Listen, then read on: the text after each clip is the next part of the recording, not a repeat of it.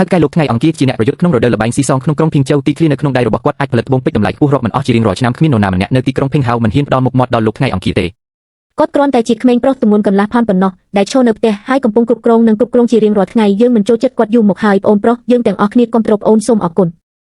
មកទាំងអស់គ្នាខ្ញុំនឹងមិនធ្វើឲ្យអ្នកខកចិត្តនៅថ្ងៃនេះទេឆេនហោះហួរមិនបានរំពឹងថាអ្នកនឹងពិតជាបែរហ៊ានមកខ្ញុំគិតថាអញភ័យណាស់រត់ចេញពីក្រុងភៀងជើពេញមួយយប់វាយឺតពេលសម្រាប់ខ្ញុំក្នុងការសោកស្ដាយឥឡូវនេះលុតជង្គង់សំពះលោកហ្វានដើម្បីសុំទោសការភ្នាល់កាលពីម្សិលមិញយើងអាចចាត់ទុកវាបានថាគ្មានអ្វីកើតឡើងនោះទេអ្នកដែលស្ដាយក្រោយហើយគូខ្មាស់គេគឺអ្នកការភ្នាល់ត្រូវបានធ្វើឡើងហេតុអ្វីបានជាលោកវ៉ែនខ្លាចយ៉ាងនេះខ្ញុំខ្លាចថាវាជារឿងកំប្លែងដ៏ធំខ្ញុំកំពុងប្រាប់អ្នកថាអ្នកអាចរើសអ្វីដែលអ្នកចង់បានក្នុងពេលឃ្លានេះនៅថ្ងៃនេះមិនមានដែនកំណត់ចំពោះថវិការបស់អ្នកទេខ្ញុំចង់ឃើញអ្វីដែលអ្នកអាចជ្រើសរើសដើម្បីតាក់ទាញហ្វូងមនុស្ស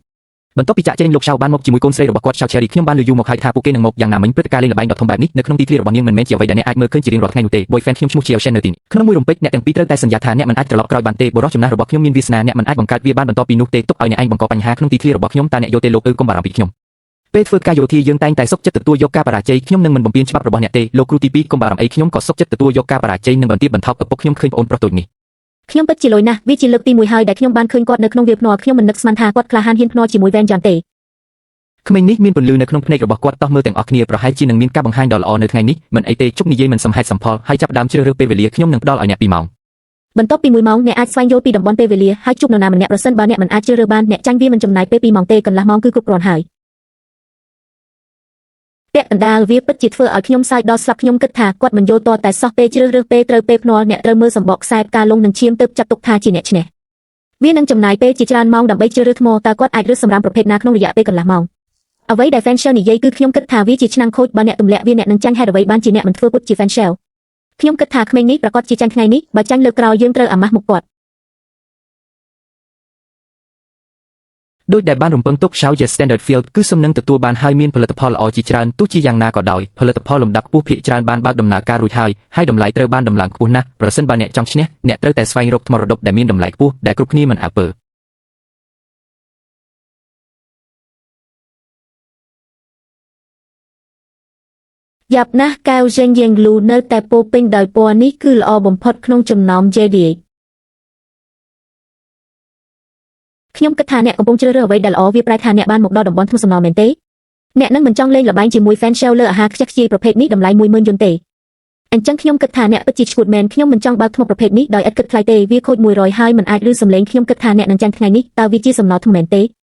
វាជាការល្អប្រសើរជាងមុនដើម្បីដឹងថានៅពេលដែលអ្នកដឹងពីរបៀបដើម្បីចេះសិបថ្មជាជាងពេលដែលនរណាម្នាក់មានថ្មល្អប៉ុន្តែមិនអាចប្រើវាដើម្បីចែកចាយវាខ្ញុំចង់មើលថាតើអ្នកនៅតែសើចនៅពេលអ្នកបំបែកវាបើអ្នកចង់សើចដាក់ខ្ញុំអ្នកនឹងការពារខ្ញុំនៅពេលក្រោយខ្ញុំមិនត្រូវការ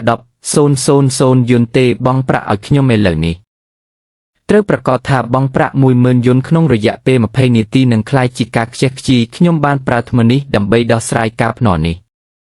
នៅពេលនេះ Fan Jen នៅតែជ្រើសរើសដោយប្រុងប្រយ័ត្នហើយមិនដឹងថាតើគាត់នឹងប្រឈមមុខនឹងការបរាជ័យបែបណានោះទេវាចប់ហើយ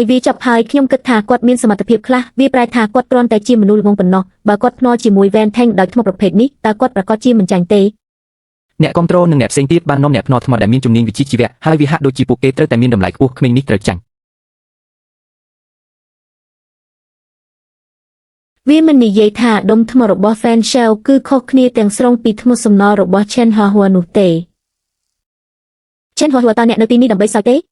គ្រាន់តែភ្នាល់ឲ្យខ្ញុំនៅសម្រាមមួយដុំតម្លៃ 10000 យន់ខ្ញុំគិតថាអ្នកពិតជាមិនចង់រស់នៅទៀតទេខ្ញុំគិតថាអ្នកអាចរើសរបស់ល្អប៉ុន្តែវាខ្លាចជាសម្រាមខ្ញុំឃើញលោកមិនត្រឹមតែបង់4លានថ្ងៃនេះទេប៉ុន្តែលោកក៏នឹងលើកជង្គង់ឲ្យខ្ញុំថាលោកតាដែលសម្ភារៈរបស់ឧបករណ៍បើកបង្អួតរបស់អ្នកមើលទៅល្អប៉ុន្តែវាគួរឲ្យអាណិតដែលវាប្រេះបែកទាំងអស់លើកលែងតែការបើកហើយវាជារឿងអាក្រក់ទាំងអស់វាមិនមានតម្លៃថ្មរបស់ខ្ញុំនេះគឺជាសម្ភារៈរណ្ដៅចាស់ Mosaic ដែលជ្រើសរើសដោយម្ចាស់របស់ខ្ញុំវាមានពណ៌បៃតងចេញយ៉ាងពេញក្នុងទឹកកកវាមានតម្លៃយ៉ាងហោចណាស់8លានអ្នកអាចជ្រើសរើសដុំថ្មសំណល់ដោយខ្លួនឯងតើអ្នកហ៊ានដាក់បណ្ដាសាដុំថ្មរបស់ខ្ញុំទេតើពេលអ្នកបានដោះស្រាយវាហើយអ្នកនឹងដឹងឈប់និយាយកុហកចូលចាប់ដើមអ្នកណាដោះស្រាយមុនគេនឹងធ្វើមុនខ្ញុំនឹងឲ្យអ្នកឃើញផ្ទាល់ភ្នែកថាតើផលិតផលលំដាប់ខ្ពស់ពិតប្រាកដមួយណាហើយអ្នកនឹងស្លាប់ដោយជឿជាក់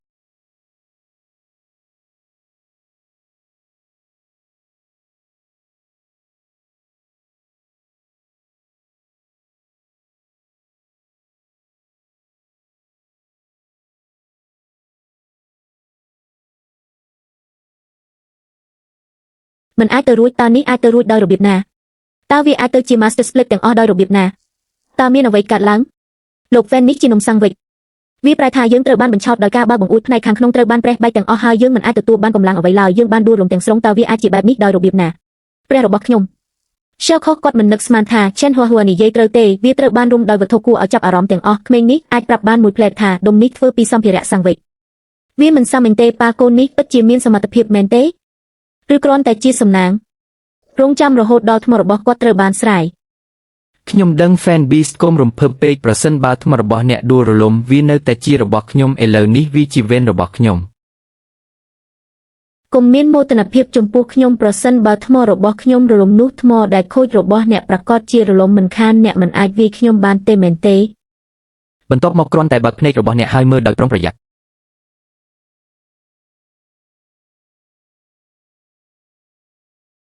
ភាពគ្មានកំហុសរបស់ខ្ញុំគឺកញ្ចក់ហើមយ៉ាងលូខ្ញុំមិនដែលឃើញកែវសុទ្ធហើមបែបនេះទេក្នុងជីវិតខ្ញុំ